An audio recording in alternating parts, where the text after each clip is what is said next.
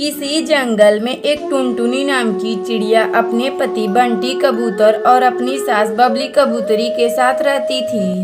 बेटा, मैं जब तेरी शादी की थी तो मैं बड़े बड़े सपने देखा करती थी, लेकिन ये टुनटुनी दो बेटियों को जन्म देकर मेरे सपने पर पानी फेर दिया। सोचा था कि टुनटुनी एक पोते को जन्म देगी। माँ, मैं तुझसे पहले ही कहा था कि इस मनुष्य से मेरी शादी मत करा, लेकिन तुम तो दहेज चाहती थी ना। तब तक आप लोग कमेंट बॉक्स में बताएं कि 22 - 2 कितना होता है।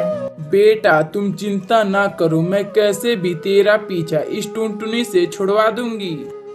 टुनटुनी, अरे ओ टुनटुनी, अब बेटियों का लाड प्यार हो गया तो हमें कुछ खाने को दे दो। माँ जी, अभी मैं भोजन लेकर आती हूँ। अचानक टुनटुनी को उल्टियाँ होने लगती है। अरे ओ कुलच्छनी, किसका पाप ढो रही है? ये आप क्या बोल रही हैं माँ जी, हमें तो कुछ समझ ही नहीं आ रहा। समझी नहीं कि तू समझना नहीं चाहती। अब मैं तुम जैसे कुलच्छनी को अपने घर में नहीं रख सकती। निकल जाओ अपनी बेटियों के साथ मेरे घर से। माँ जी, मैं आपके ही बेटे की बच्ची की माँ बनने वाली हूँ। मेरे साथ इतना बड़ा अन्याय मत कीजिए। बबली कबूतरी बिना कुछ सोचे समझे उसकी बेटियों और टुनटुनी को घर से निकाल देती है।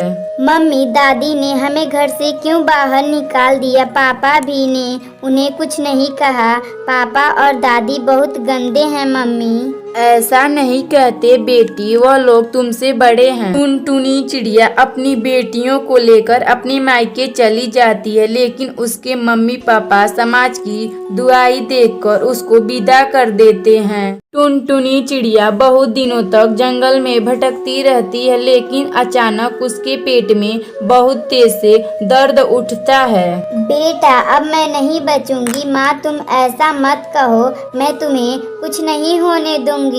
तभी वहाँ से सुंदरी कवि गुजर रही थी। वह टुनटुनी चिड़िया को देखकर उसके पास जाती है। बेटी, तुम चिंता ना करो, यहीं पास में अस्पताल है, मैं तुम्हें वहाँ ले चलती हूँ। फिर सुंदरी कवि टुनटुनी को लेकर अस्पताल में ले जाती है, जहाँ एक टुनटुनी अंडा देती है। धीरे धीरे इसी तरह दिन बीत रहा था। एक दिन टुनटुनी चिड़िया के अंडे में से एक बच्चा निकलता है। माँ, अब मैं अपने भाई को राखी बांधूंगी। टुनटुनी चिड़िया के पास कोई घर न होने की वजह से वह सुंदरी कवि के घर रहने लगती है। माँ, अब हम लोग कब तक सुंदरी आंटी के घर रहेंगे? क्यों ना हम लोग अपना खुद का घर कोई बनाते हैं। हाँ मेरा प्यारा बच्चा, तू तो बहुत समझदार है। अब हम लोग एक मिट्टी का घर बनाएंगे और उसी घर में हम लोग रहेंगे। फिर टुनटुनी चिड़िया एक मिट्टी का घर बनाती है और उस घर में खुशी खुशी रहने लगती है। अगर आपको यह कहानी अच्छी लगे तो वीडियो को लाइक करें और चैनल को सब्सक्राइब करें। रामपुर के जंगल में एक टुनटुनी नाम की चिड़िया अपने 3 बच्चों के साथ रहती थी। उसके घर के बगल में ही उसके देवर देवरानी रहते थे। उनसे टुनटुनी चिड़िया का ज्यादा मेल जोल नहीं था। टुनटुनी चिड़िया की तीनों बेटियां पिंकी, टूनी और रूसी पढ़ने में बहुत तेज थीं। एक दिन टुनटुनी चिड़िया की बड़ी बेटी टूनी चिड़िया अपने हाथों में अपना 10वीं का रिपोर्ट कार्ड ले आती है। मम्मी, ये देखो, मेरा 10वीं का रिपोर्ट आ गया है। मैं 10वीं में फर्स्ट आई हूँ। ये तो बहुत खुशी की बात है। कल ही हम मंदिर जाकर भगवान जी को प्रसाद चढ़ाएंगे। अगली सुबह टुनटुनी चिड़िया अपनी बेटियों के साथ मंदिर जाती है। भगवान का पूजा करके वह घर आने लगती है। टुनटुनी चिड़िया अपनी तीनों बेटियों के साथ घर आती है। फिर टुनटुनी चिड़िया अपनी तीनों बेटियों को घर छोड़कर काम पर जाने लगती है। टुनटुनी चिड़िया अपना काम खत्म कर अपने घर आ रही होती है तो तभी उसका एक कार से एक्सीडेंट हो जाता है।